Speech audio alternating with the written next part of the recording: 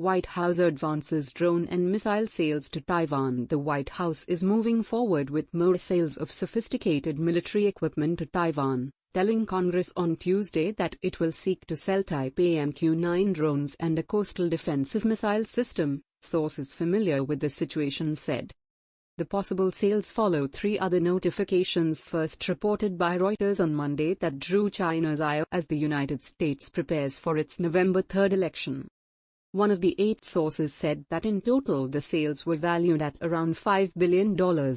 Very often figures for U.S. foreign military sales include costs for training, spares and fees, making the values difficult to pinpoint. Reuters broke the news in September that as many as 7 major weapons systems were making their way through the U.S. export process as the Trump administration ramps up pressure on China. The pre-notification to Congress for the General Atomics-made MQ-9 drones is the first after President Donald Trump's administration moved ahead with its plan to sell more drones to more countries by reinterpreting an international arms control agreement called the Missile Technology Control Regime, MTCR. Tuesday's other congressional pre-notification was for land-based Harpoon anti-ship missiles, made by Boeing Company, to serve as coastal defense cruise missiles.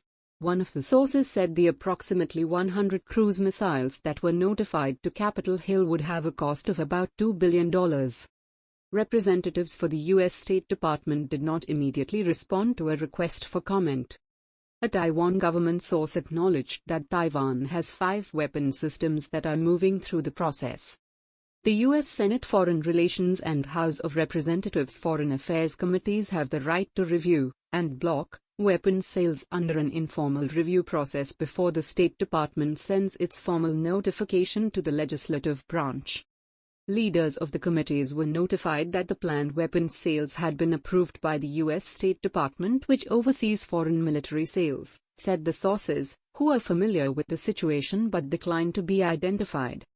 Reuters reported on Monday that informal notifications had already been sent to Congress for a truck-based rocket launcher made by Lockheed Martin Corp called a High Mobility Artillery Rocket System, HIMARS, long-range air-to-ground missiles made by Boeing called SLAM-ER, and external sensor pods for F-16 jets that allow the real-time transmission of imagery and data from the aircraft back to ground stations.